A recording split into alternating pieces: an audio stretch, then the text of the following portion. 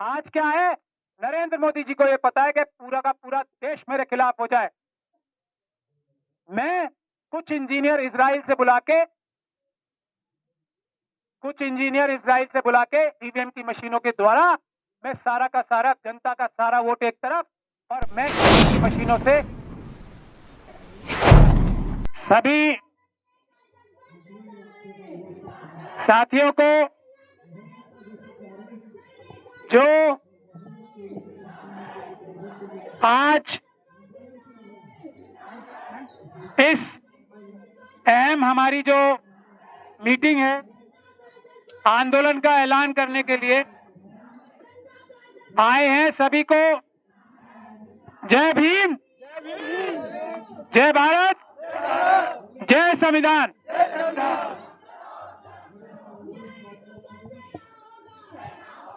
हमारे सामने आप लोग देख रहे हैं कि जिन महिलाओं के साथ बलात्कार हुआ है उनके लिए नारे लगाए जा रहे हैं। हमारे बाईं तरफ वन रैंक वन पेंशन के लिए नारे लगाए जा रहे हैं, लेकिन इन नारों से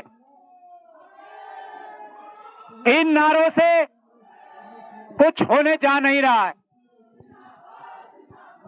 मैं ये बात पूरी जिम्मेदारी के साथ कह रहा हूं, इन नारों से, इन पिटीशन से जो हम लिख रहे हैं, इन अदालतों से कुछ होने जा नहीं रहा है।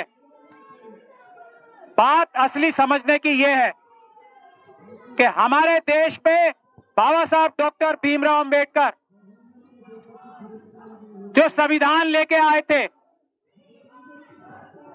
अपने मुट्ठी भर साथियों के साथ मिलके, वो संविधान में क्या रेवोल्यूशन था, क्या बड़ा एक आंदोलन था। बात समझने की यह जरूरत है। 10 सालों से कितने आंदोलन हुए हैं ऐसे? क्या है महत्वपूर्ण बात? इन आंदोलनों से कुछ होना है? बिल्कुल नहीं होना है। इन आंदोलन से कुछ नहीं होना। इन आंदोलनों से सिर्फ आरएसएस और बीजेपी के हाथ मजबूत होने, क्योंकि वो दुनिया को यह दिखा रहे हैं कि यह आंदोलन बेकार है। यह आंदोलन इस सरकार को आंख झपकने के लिए भी तकलीफ नहीं देते। कुछ नहीं होना इन आंदोलनों से। यह मैसेज आरएसएस और बीजेपी दे रही है। यह मैसेज मोहन भागवत जी, मोदी जी और अमित शाह जी दे रहे हैं। यह आंदोलन किसी काम के नहीं है, यह मैसेज दे रहे हैं। किसान आंदोलन किसी काम के नहीं है, यह मैसेज दे रही है आरएसएस और बीजेपी। सीएनआरसी का आंदोलन जो पूरे दुनिया का सबसे बड़ा आंदोलन था, वो किसी काम का नहीं है, यह मैसेज दे रही है आरएसएस और बीजेपी। ये आंदोलन किसी काम के क्यों नहीं है और बीजेपी और आरएसएस इन आंदोलनों को खराब कैसे कर पा रही है, उसकी वजह समझने की जरूरत है। और वो वजह है बाबा साहब डॉक्टर भीमराव अंबेडकर ने जो सबसे बड़ी ताकत इस देश में रेवोल्यूशन लाने की जो दी थी, वो थी एक वोट का अधिकार, बराबर एक वोट का अधिकार सब लोगों को देना। अगर वो एक वोट के अधिकार से क्या होता है? इन नारे लगानों से कुछ होना है? क्योंकि ये नारे एक मुद्दे के लिए हैं, कुछ नहीं होना। और मैं इन बहनों के लिए साफ साफ बोल रहा हूं कि इनको भी भटकाया जा रहा है। क्यों? क्योंकि सरकार को यह पता है कि ये लोग 10 दिन बोलेंगे, 20 दिन बोलेंगे, 30 दिन बोलेंगे और उसके बाद अपने घर में जाके थक के बैठ जाएंगे और हम इससे ज्यादा जुल्म और ज्यादती कराएंगे। तो ये जब तक बाबा साहब डॉक्टर भीमराव अंबेडकर का जो एक वोट का अधिकार है ना, वो एक वोट का अधिकार इन लोगों ने छीन लिया हमसे, तब इन नारों से भी कुछ नहीं होना, इन पीसफुल प्रोटेस्ट से भी कुछ नहीं होना। तो इस देश में अगर कुछ आपने जस्टिस लेना है, जस्टिस फॉर आरजी कार हो, जस्टिस फॉर, और आरजी कार से भी बड़ी घटना है हाथरस की बच्ची की। जब हम सब लोग मिलके हाथरस की बच्ची का न्याय नहीं ले पा रहे तो आरजी कार की बच्ची का क्या न्याय लेंगे? राजनीतिक खेल हुआ और सीबीआई से उसकी इन्वेस्टिगेशन करा के क्या हासिल हुआ? जीरो। तो मैं ये बोलता हूं आप लोगों को कि समझने की बात क्या है कि इन आंदोलनों से भी कुछ होने जा नहीं रहा है। जब तक हम एक आंदोलन उस बाबा साहब डॉक्टर भीमराव अंबेडकर के, जो सबसे बड़ा आंदोलन था दुनिया का, जिसने दुनिया में सबसे ज्यादा लोगों को वोट का अधिकार दिया, इस देश को मालिक बनाया और ये कहा कि अब राजा रानी के पेट से नहीं, मतपत्र के पेट से होगा, यानी कि मत बैलेट बॉक्स के पेट से पैदा होगा। तो वो लोग जो ये सब आंदोलन कर रहे हैं, मैं उनकी भावनाओं को भी समझता हूं, लेकिन इन आंदोलनों से कुछ होना नहीं है। और खास तौर पे जो हमारी पॉलिटिकल पार्टीज जो चिट्ठियां लिख रही है ना चुनाव आयोग को, चोर चुनाव आयोग को, चुनाव आयोग चोर है, जो चिट्ठियां लिख रही हैं उससे भी कुछ नहीं होना।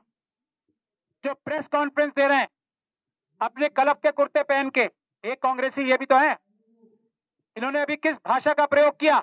सिकोरवार साहब ने इस वक्त चोरों को जो देश की सत्ता पे कब्जा करके बैठे, ये भाषा की जरूरत है जो इन्होंने बोली। चाहे कांग्रेस हो, चाहे बसपा हो, चाहे सपा हो या कोई भी पॉलिटिकल पार्टी हो, ऐसे लोगों की जरूरत है। वरना जो लोग ऐसे नहीं है पॉलिटिकल पार्टीज में, वो लोग कौन है? वो लोग वो हैं जो दूसरे लोगों की मेहनत पे मलाई खाने का काम करते हैं। तो पॉलिटिकल पार्टीज को भी ये समझना पड़ेगा। तो अगर हम दुनिया भर का सबसे बड़ा आंदोलन कर लें तो क्या होगा? अगर पूरा देश भारतीय जनता पार्टी को मिलके 1% भी वोट ना दे तो क्या हो जाएगा उनका? अगर वो मशीनों के जरिए आपका वोट ही हड़प ले, आपका वोट ही छीन ले, तो क्या फर्क पड़ जाएगा नरेंद्र मोदी जी को, और क्या फर्क पड़ जाएगा अमित शाह को, और क्या फर्क पड़ जाएगा आरएसएस के मोहन भागवत जी को? ये बात की गंभीरता समझने की जरूरत है। अब ये ऐसा नहीं है कि इस बात की गंभीरता को देश की जनता नहीं समझती है। इस बात की गंभीरता को देश की जनता समझती है, 100% समझती है, लेकिन पुलिस का डर दिखाती है। यह आंदोलन ऐसे करने की इजाजत है।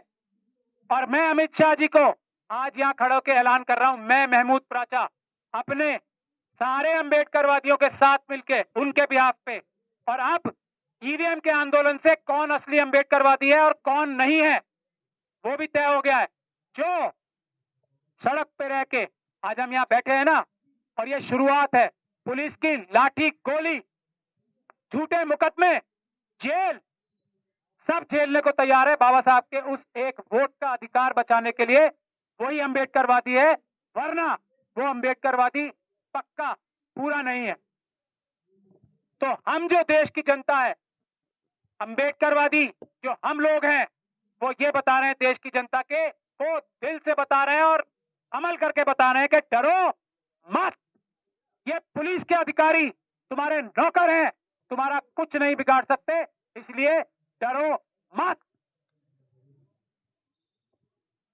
और एक वोट का अधिकार लेने के लिए, वापस लेने के लिए, आज वो अधिकार का अपहरण हो गया है इन ईवीएम की मशीनों द्वारा, वो वापस लेने के लिए आंदोलन करो, ताकि जो लोग सरकार बनाते हैं उनके मन में ये डर हो कि मेरी सरकार जा भी सकती है। आज क्या है, नरेंद्र मोदी जी को ये पता है कि पूरा का पूरा देश मेरे खिलाफ हो जाए। मैं कुछ इंजीनियर इजराइल से बुला के ईवीएम की मशीनों के द्वारा मैं सारा का सारा जनता का सारा वोट एक तरफ, और मैं ईवीएम की मशीनों से चुनाव जीत जाऊंगा। तो किसी आंदोलन का, किसी चिट्ठी का, ये चिट्ठियां जो है ना, ये जो चिट्ठियां भेजते हैं कागज की, जो भेज रहे हैं कांग्रेस पार्टी के लोग, और मैं उन्हें एजेंट खुलेआम कह चुका हूं जो चिट्ठियां भेज रहे हैं, और ये सिर्फ कांग्रेस पार्टी के लिए नहीं है, ये सब बाकी ऑपोजिशन की पार्टीज के लिए भी सही है बात। जो लोग अपने एसी के कमरों में बैठे हैं आज, वो डायरेक्टली या इनडायरेक्टली आरएसएस और बीजेपी को फायदा पहुंचाने के लिए बैठे हैं। जो व्यक्ति इस वक्त सड़क पे नहीं है, अभी देश की एग्जिस्टेंस का सवाल है, भारत के संविधान का खिलाफ का सवाल है। अब भी जो अपनी एसी के कमरे में बैठा है वो पूरा भारतीय नहीं है। हम सिर्फ ये मैसेज देने आए हैं आज कि ये पुलिस हमारा कुछ नहीं बिगाड़ सकती।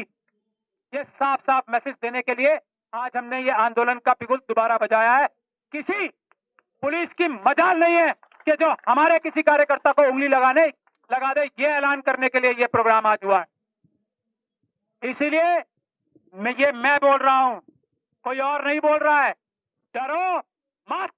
अगर किसी कार्यकर्ता को पूरे देश में जो ईवीएम के खिलाफ कुछ भी आंदोलन करता है उसको पुलिस प्रशासन तंग करेगा, तो ये मिशन सेव कॉन्स्टिट्यूशन के लोग आपके लिए आएंगे और पुलिस को सबक सिखाएंगे। ये ऐलान करने के लिए आज हमने ये मीटिंग रखी।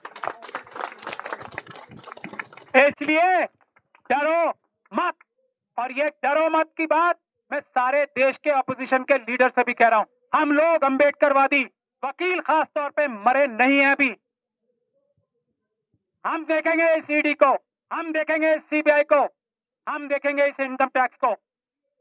अगर आप लोग हम लोगों का साथ दोगे तो, क्योंकि हम लोग ये चाहते हैं कि ये आंदोलन जन आंदोलन बने, बगैर संगठनात्मक जो ताकत होती है, बगैर बसों के, बगैर ट्रेनें बुक किए, बगैर गाड़ियां दिए लोग निकल के आए और हमारे ये आंदोलन ज्वाइन करें, बगैर एक भी पैसा लिए किसी से। और इसीलिए आज हमारा स्टेज भी देख रहे हो आप, ये बगैर चंदे का स्टेज है।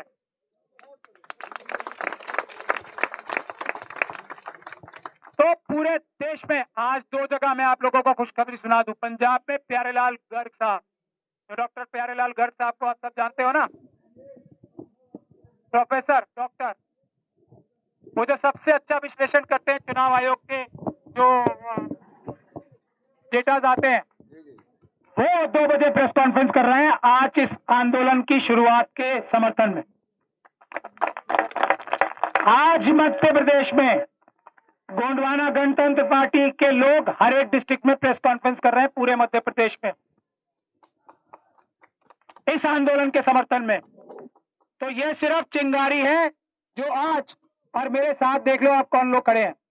सिकरवार साहब तो बैठ गए अभी नीचे, ये डॉक्टर रितु खड़ी है मेरे साथ, इनको भी आप सब लोग जानते हो ना।